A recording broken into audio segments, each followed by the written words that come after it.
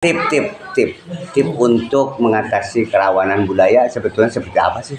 Mengatasi kerawanan budaya, problem kerawanan budaya sebenarnya problemnya bukan problem Kota Tasik saja, tapi problem seluruh Indonesia bahkan dunia.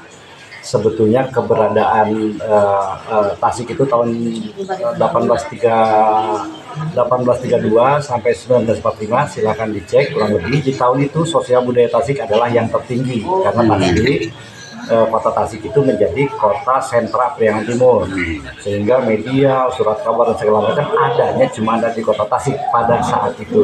Cuma memang berdampak kepada sosial ekonomi, itu lagunya. Nah sebetulnya polanya tidak, yang paling penting itu kita harus seiring berjalan. Jadi setiap kebijakan pemerintah harus disertai dengan perilaku dari masyarakatnya. Kita harus bergerak bersama-sama. Sesuatu yang direncanakan tidak akan bisa sukses dan mencapai tujuan yang utama apabila tidak dilakukan bersama-sama. Wah, pemerintah ke sini, masyarakat ke sini, akan ada pernah ketemu. Ya mudah-mudahan siapapun wali kota ke depan di Kota Tasik, dia bisa membuat sebuah plan, regulasi dan perencanaan untuk menyelesaikan masalah ini secara bersama-sama. Jangan merasa diri saya bisa, dia bisa, tidak akan pernah ketemu. Bersama-sama untuk menyelesaikan setiap permasalahan yang ada, termasuk masalah kerawanan sosial budaya di Kota Tasik. Hal terkecil saja permasalahan. Kayak ini aja kecil deh. Ini kan di sini, ini masih aset Kabupaten Tasik. Tolong dicek sebetulnya apakah ada yang salah dari komitmen yang ditandatangani oleh Gubernur Ahmad Heriawan, Bupati dan Wali Kota. Takutnya ada yang salah. Memang harus seperti itu, kita nggak tahu. Tapi kalau memang boleh, silakan. Ini kan bisa menjadi jalanan wisata budaya. Anak-anak mari, anak-anak ini segala macam. Mungkin Sabtu Minggu kalau misalnya udah mau kuliner, dan kuliner yang bicara UKM, mungkin ada juga malam budaya yang dilakukan tiap minggu di sekitar sini. Orang Genjreng, orang Anu Nari, orang Anu Jaipongan. Sehingga Tasik punya wisata budaya yang luar biasa kayak gitu. Dan insya Allah budaya seni UKM akan melindungi. Contoh kecil UKM yang di sini di Mambu Kuliner sedikit banyaknya bisa mempermasalahkan penyakit sosial dan mengangkat budaya. Apa budaya yang diangkat? Budaya berusaha, berikhtiar dengan cara yang benar, yaitu dagang melalui UKM. Apa sosial masyarakat? Banyak PSK yang muncul di sini era nek dagang ke dasin kudu dagang. Anu rek jajan ka dieu sieun. Itu kan si aya dulur urang cenah di UKM nu balanya. Akhirnya bagaimana menyelesaikan masalah tanpa kekerasan tapi melalui kreativitas yang produktif.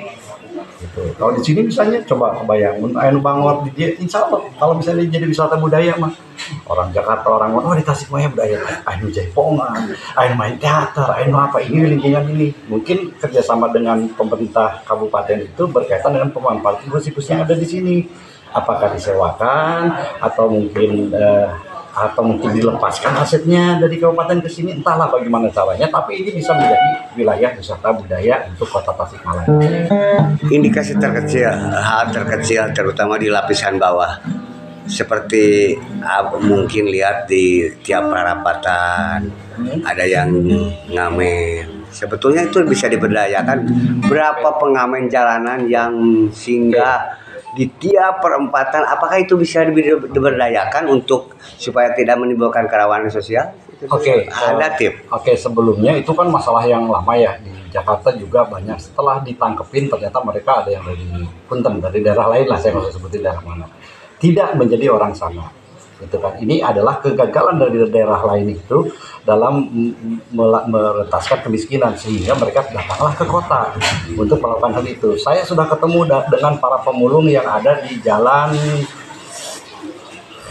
caket BKR sok dongkap caket di BKR jalan Nami dan Nami istri pengamen pangrok yang itu betul. Itu bisa diberdayakan itu. Sebetulnya saya ketemu dengan di Apipah, ketemu dengan pemulung itu kebanyakan dari daerah lain, ya kan. Saya ketemu pengamen, mungkin pernah dengar juga saya ngamen bareng dan pengamen itu dari Jawa, orang Jawa Pak, gitu kan, dan belum berKTP Kota Tasik. Jadi sebenarnya banyak juga, tidak semuanya seperti itu, tidak semuanya dari Kota Tasik ternyata. Dari Kota Tasik enggak, kebetulan ketua pengamen jalanan di Kota Tasikmalaya adalah adik ipar saya, ketuanya itu. Dan memang saya sudah bertemu dengan beberapa orang yang mengatakan bahwa di kondisinya seperti bagaimana memberdayakan mereka melalui keberadaan kota. Jadi pemberdayaan ini bisa dilakukan apabila masalah perekonomian di Kota Tasik bisa diselesaikan sedikit demi sedikit. Karena kita harus begini, kalau bicara persoalan banyak, Ayo persoalan itu bisa persoalan banjir, persoalan sampah, persoalan aset, persoalan birokrasi korupsi wae mungkin sebagian, banyak sekali masalah. Tapi yang harus penting itu skala prioritas, mana yang paling didahulukan dari setiap persoalan ini. Jadi kalau bicara persoalan banyak, persoalan anak saya macam-macam, dari 4 anak saya beda-beda, tapi saya harus berpikir mana yang skala prioritas.